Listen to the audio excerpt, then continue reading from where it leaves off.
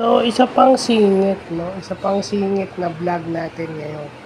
Yung general formula at saka baseline formula. So, math. Mabuti may math tayo ngayon.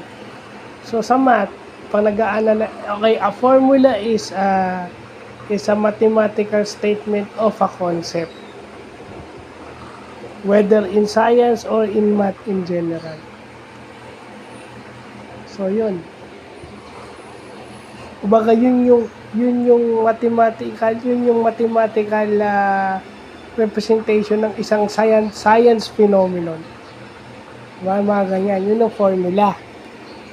Pero meron daw tayong tinatawag na dalawang klase ng formula, general formula at saka baseline formula. So pag general formula, very general. Walang, kumbaga, it represents a wide variety of objects or things. No? Example, yung general equations ng lines. AX plus BY plus C is equal to 0. Yun ang example doon. Kaya nga general equation, nandun na yun. So, pag baseline formula naman, yun yung formula na may starting point. Yun yung may constant parate.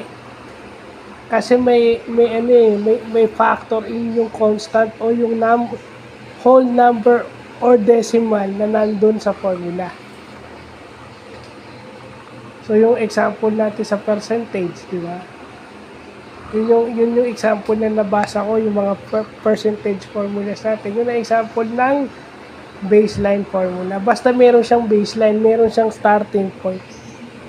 So, syempre, may bago na naman tayo natutunan sa math.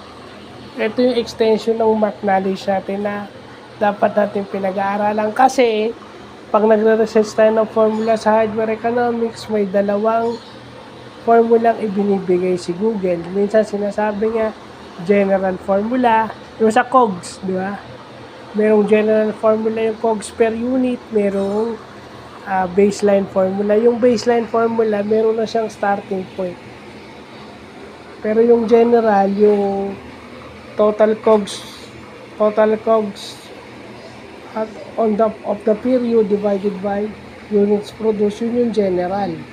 Pero pag sinabi mong baseline, ayan, babalikan natin. Yung baseline ng COGS, BOM cost plus MBA plus yield adjustment plus freight and logistics. So, ibig sabihin, yung MBA may value yon, yung BOM may value yon. So yun, meron siyang specific starting point pag sinabi mo baseline formula. Kaya nga baseline, may starting point siya. So, yun lang po.